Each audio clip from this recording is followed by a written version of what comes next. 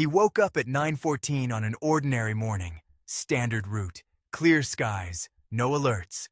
7 minutes later, the ship he worked on was on fire in the middle of the most heavily guarded maritime corridor on the planet, and the naval fleet that cost $1 trillion to build, the same one that patrols this corridor 24 hours a day, 7 days a week, saw nothing. 33 kilometers. That is the width of this channel. It is less than the distance between two neighborhoods in your city, and it is precisely that size that makes it indefensible. This is not theory. Military intelligence has confirmed it.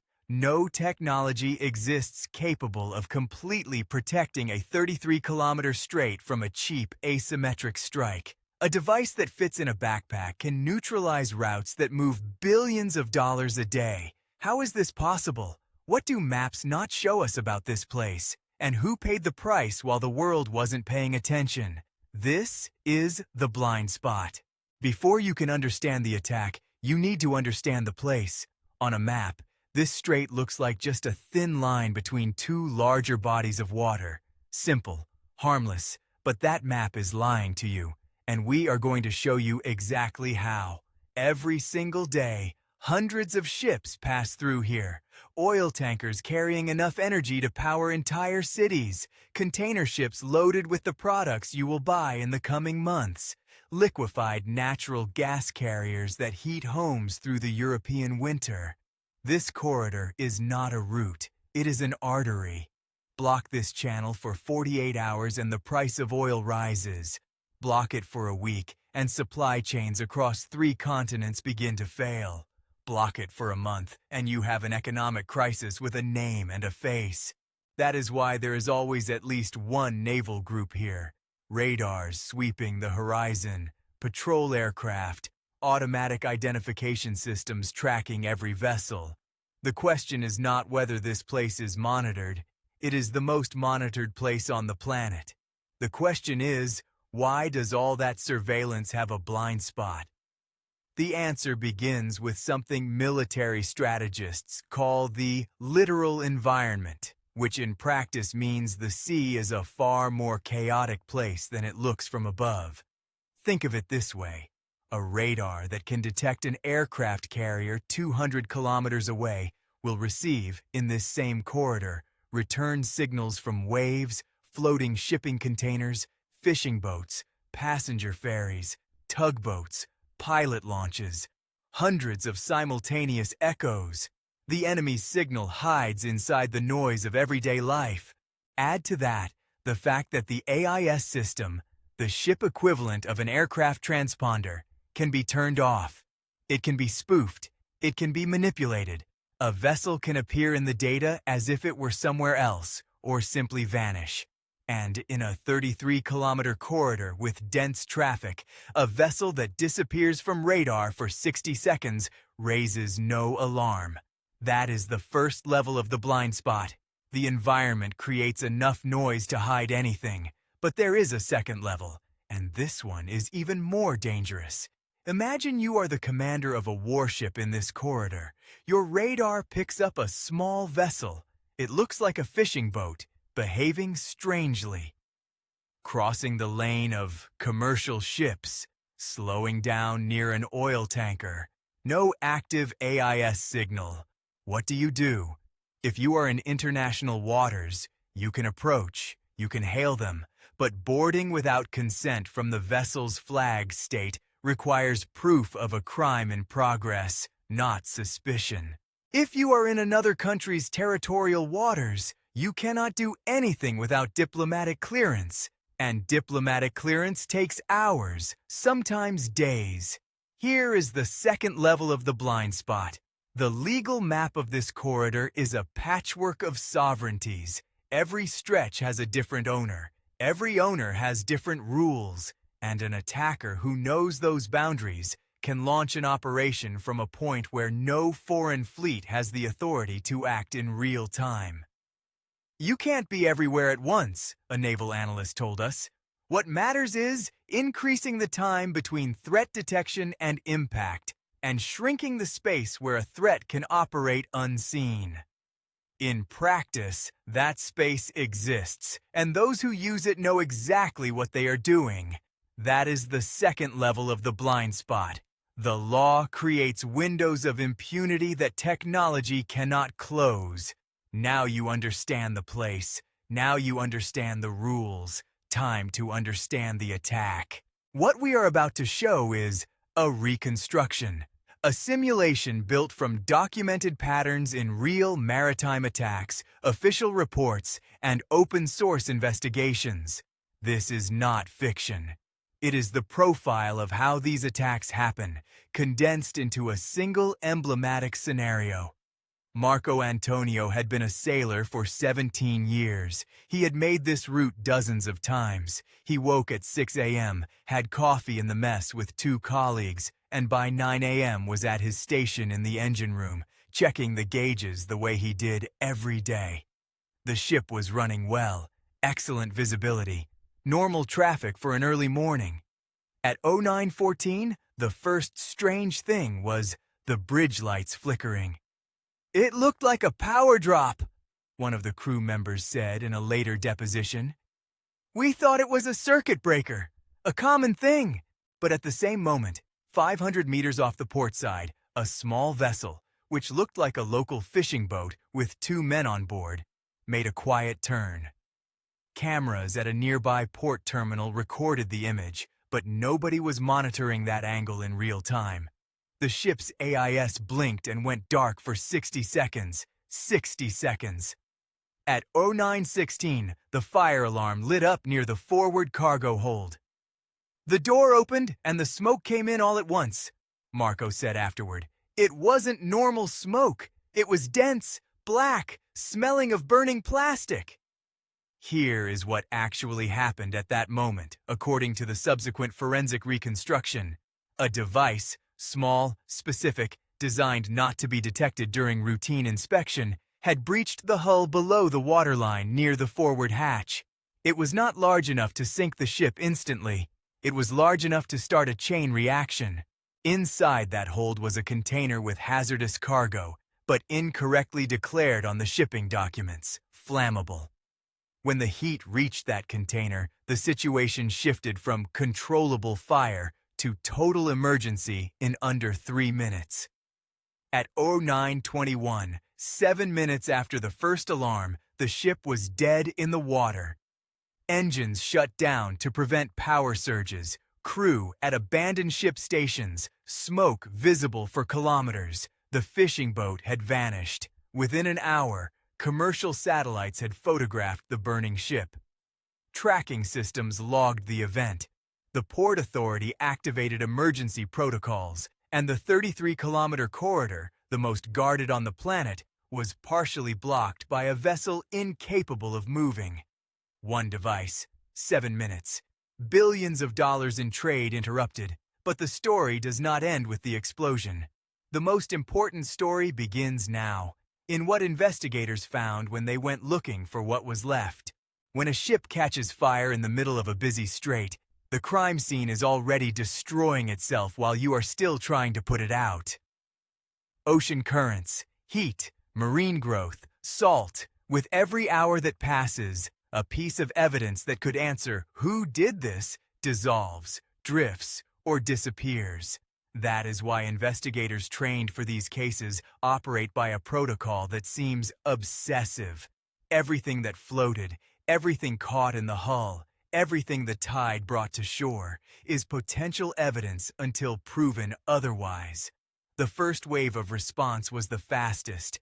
Coast Guard, Port Authority, rescue teams, save lives, assess damage, make sure the ship did not sink in the channel and block traffic permanently.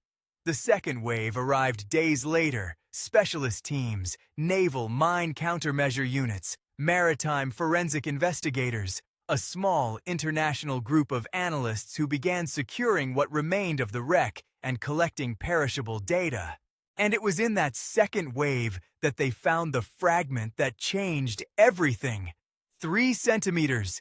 That is the size of a piece of printed circuit board that an investigator pulled from a plastic bag on an ordinary afternoon in the laboratory. covered in black residue like tar, burn marks throughout, the kind of thing that 9 out of 10 people would throw away without a second thought. But there was something, a specific solder joint, a partially readable connector. And beneath the thermal damage, when placed under forensic lighting, the remnants of a corporate logo. The process that begins here is at once fascinating and absurdly patient. It has nothing to do with what you see in crime series. First, chemical analysis. Swabs of the residue pass through gas chromatography mass spectrometry, GCMS. What that analysis does is identify the chemical fingerprint of what burned. Nitrate residues consistent with commercial explosives, the analysis will say. Thermite, shaped charge, ignition from misdeclared cargo. Each leaves a different signature. In our simulation, analysts found residues compatible with a family of commercial explosive compounds, not definitive proof of anything on its own, but the first arrow pointing in a direction. Second, metallurgical analysis.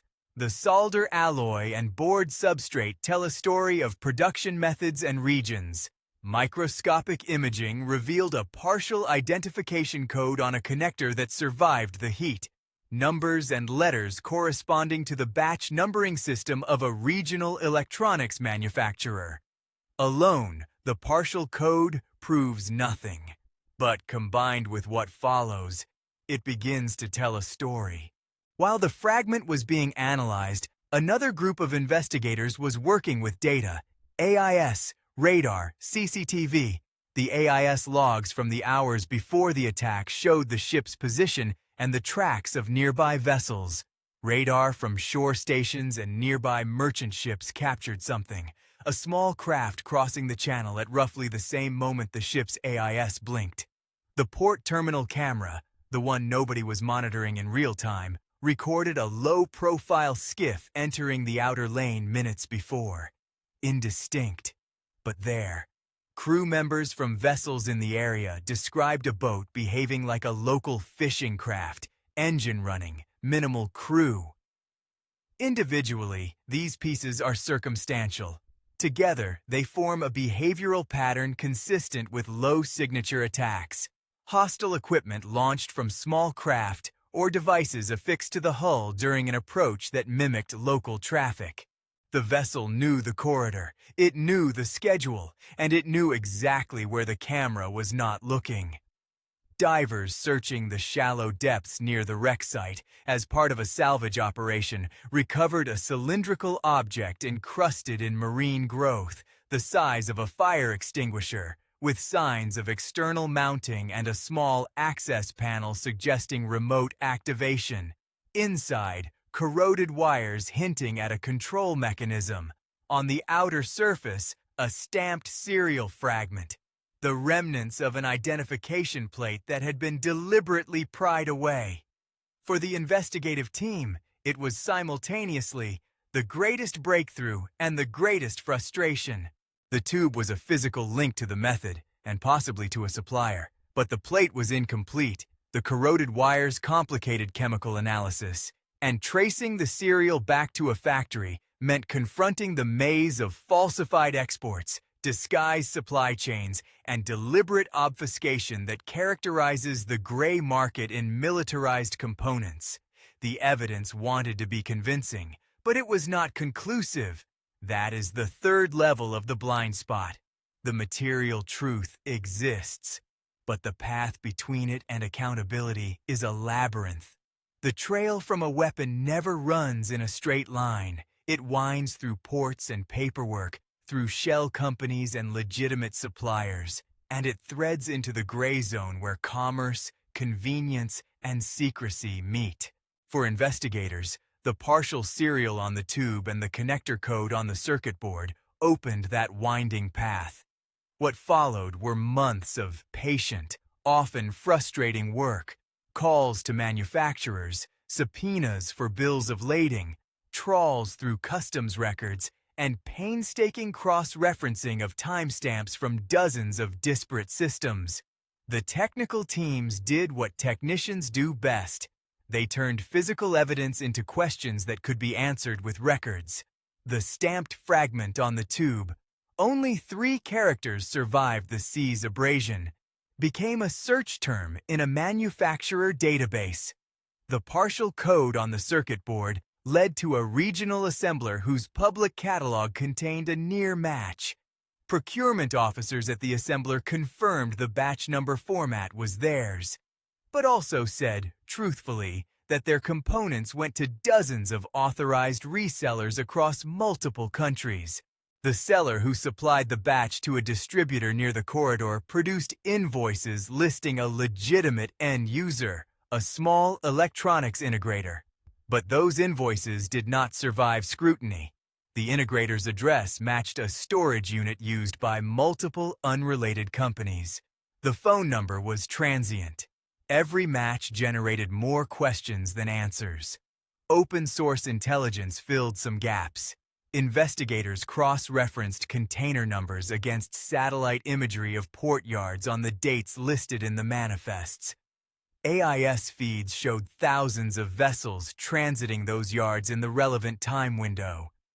Truck gate logs aligned with a cluster of deliveries to inland warehouses. Where paperwork indicated a single delivery, security cameras at a logistics hub captured multiple staggered drops, some after hours. Those anomalies suggested either careless bookkeeping or a deliberate effort to obscure supply chains. Signals intelligence and human source reports, both often classified, provided tantalizing context but limited certainty. Intercepts suggested encrypted conversations among commercial buyers and freight forwarders about urgent orders and special handling.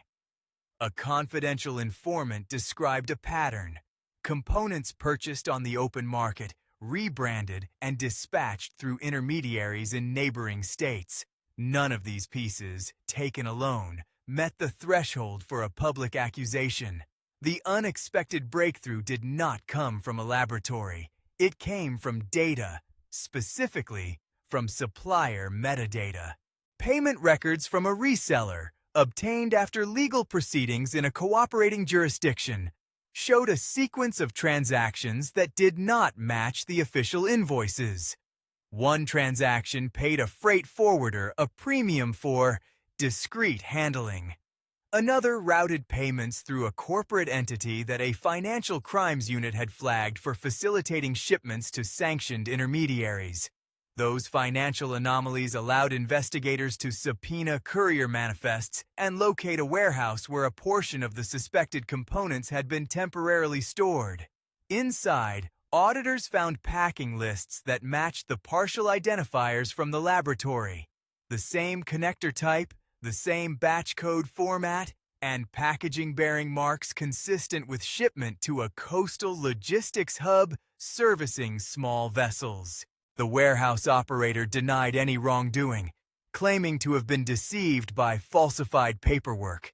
But the physical evidence was now enough to compel a broader criminal and diplomatic response. Arrests of middlemen, freezes on certain corporate accounts, and pressure on ports to improve vetting. That pressure produced results, but not a clean resolution. Some intermediaries accepted plea deals that revealed the mechanics of the supply chain without naming the masterminds. Others invoked plausible deniability. The central question, who ordered the attack, remained contested. Courts in some jurisdictions accepted the technical and circumstantial evidence to convict lower-tier facilitators. Higher-level actors, perhaps state-linked, perhaps well-insulated behind layers of plausible trade, remained out of reach. That is the fourth level of the blind spot. The chain of accountability has gaps deliberately built into it. We have arrived at the central paradox of this corridor, and at the reason why the title of this video is not an exaggeration. Warships are extraordinary machines. A modern frigate can track dozens of targets simultaneously, launch missiles that hit objects hundreds of kilometers away, and operate for weeks without resupply. Carrier strike groups project power in ways no land force can match, but they are optimized for the wrong kind of war. Blue water navies were built to fight other blue water navies, surface combat, air defense, deep water submarine warfare. Those are the scenarios for which trillion-dollar fleets were designed. A 33-kilometer strait is a different problem. In congested littoral waters, a defender's sensor horizon is compressed. Shore clutter and traffic density raise false alarm rates. Rules of engagement and legal constraints limit the ability to search, stop, or board vessels without clear, probable cause. A navy that responds too aggressively risks escalation or mistaken engagements with neutral traffic. A navy that hesitates risks allowing a second strike or giving the attacker the opportunity to observe and learn. Consider the types of threats that exist in this environment. Sea mines and moored charges, cheap to manufacture and lethal when properly placed. Mines are difficult to detect in shallow, congested waters. Clearing them requires time, specialized sonar, and often the willingness to divert commercial traffic. Unmanned surface vehicles, ranging from small, remote-controlled boats with explosive payloads to larger vessels loaded with shaped charges. They can be launched from a shore facility or a mothership, and they are difficult to intercept when the reaction window is measured in seconds. Improvised explosive devices attached to hulls. Covert teams can place limpet-like charges on a vessel while it moves slowly or while disguised as regular maritime traffic. Cyber and electronic interference, AIS spoofing, radar jamming, and other deception measures can create false tracks, conceal hostile approaches, and delay reaction. Each of these threat vectors carries tactical implications that together explain why a navy's mere presence is not an absolute shield. Navies and coast guards have developed layered responses, aerial patrols, maritime surveillance aircraft, unmanned systems to extend sensor reach, specialized mine countermeasure vessels. They practice convoying, where merchant vessels transit under escort. But convoys create predictable targets. Large patrol assets are expensive and finite. Extended aerial surveillance is subject to weather and range constraints, and most of the corridor's relevant waters fall within or adjacent to territorial seas and exclusive economic zones where foreign military vessels operate under legal restraints. "You can't be everywhere at once," the naval analyst repeated. "What matters is increasing the time between threat detection and impact, and shrinking the space where a threat can operate unseen." In practice, that means persistent sensor networks, underwater acoustic arrays, coastal radars, shore-based electro-optical systems, fused into a comprehensive maritime picture. It also means legal agreements enabling rapid cross-border pursuit and clearer rules of engagement for intercepting small craft. None of these are quick fixes. All of them require funding, interoperable technology, and political will. Months after the attack, Marco Antonio still was not sleeping well. "We did our jobs," he said in an anonymous testimony compiled by investigators. "We followed the rules. And in seconds, everything changed." Port workers rebuilt part of the infrastructure but faced long-term economic damage. Families of crew members who did not return attended memorial ceremonies. At the port, a small memorial had grown. Flowers, handwritten notes, and a plaque with a simple inscription. "We remember those taken by the sea and by those who would use it as a weapon." Modest, but it was what pulled local and international reporting back to the people behind the headlines. The economic consequences of the ambiguity were immediate. Shipping insurers reclassified the corridor as higher risk. Transit premiums increased. Some companies rerouted tankers and container ships to longer, costlier paths to avoid the risk and the headlines. For countries that depend on the corridor for energy and food imports, even temporary rerouting produced political pressure and price volatility. Local economies felt the pain first. Port workers on reduced shifts, Smaller traders cut off from supply chains, families grappling with lost income. That is the invisible multiplier of an attack on a strait. You do not need to sink a ship to cause economic damage on a continental scale. You only need to create enough uncertainty for insurers and ship owners to change their calculations. One burned circuit fragment, one specific solder joint, and the cascade effect reaches the price of fuel on the other side of the world. The question that remains, and that decision makers are debating right now, is what would actually make a difference? Proposals are not lacking. The problem is that each of them carries a political cost that few are willing to pay in full. The most ambitious proposal is what some international coalitions call a corridor compact, a multilateral agreement to fund persistent sensors, share data in near real time, and streamline legal processes for interdiction. The principles are sound. The execution would require countries with conflicting interests to agree on a level of transparency that none of them has historically practiced.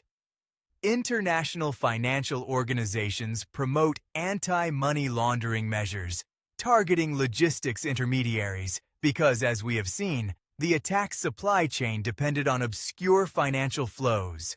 Combating those flows is not glamorous. It does not make defense headlines, but it may be more effective than another frigate in the Channel. Industry groups push for stricter enforcement of hazardous cargo declarations and better container screening technologies. This directly attacks the chain reaction that turned a small device into a total emergency. The misdeclared cargo that amplified the fire. Technology firms offer systems for continuous onboard monitoring and tamper-proof telemetry for critical components. And there is the most contested proposal of all. Fully militarize the corridor. Permanent exclusion zones, garrisons, frequent use of force. It would likely reduce asymmetric attacks. It would certainly constrict trade, provoke regional powers, and potentially convert a civilian artery into a militarized front line. Most planners we consulted rejected the false binary between militarize or leave vulnerable. The answer lies in a portfolio of measures, combining non-kinetic actions, legal reform, selective military presence, and long-term investments in technology and social resilience.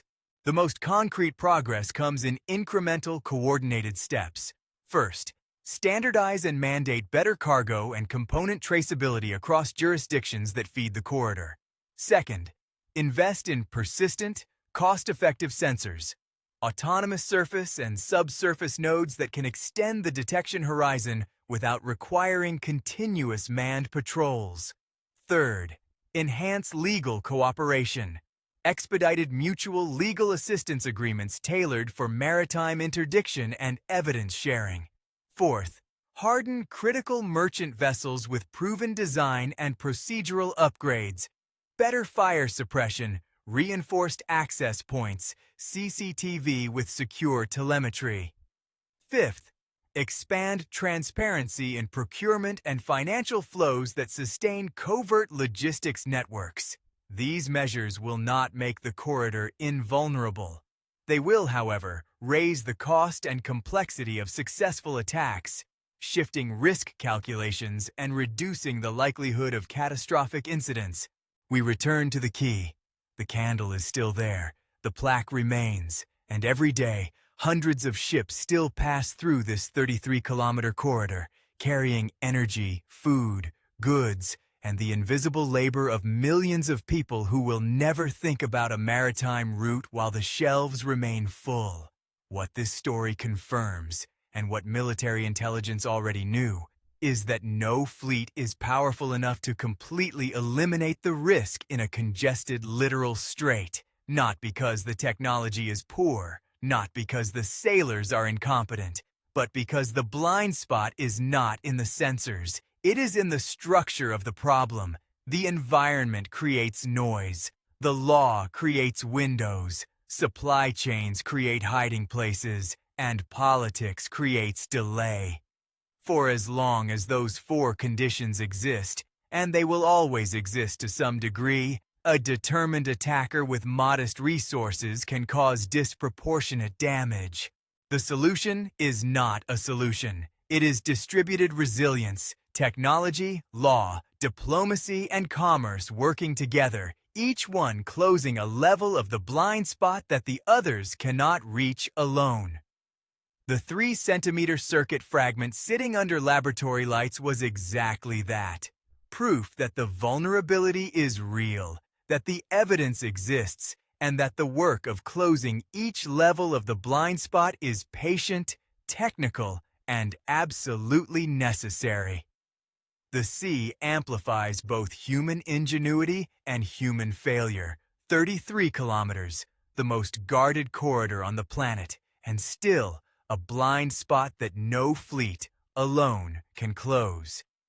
If you made it this far, you now understand why this problem is more complex and more urgent than any headline can capture. For the data sets, technical appendices, and source documents that informed this report, and to learn how you can support independent maritime safety research, the link is in the description. And if this video changed the way you think about maritime routes, critical infrastructure, or simply about what keeps the world running while you sleep, consider sharing it. This kind of story needs an audience to matter.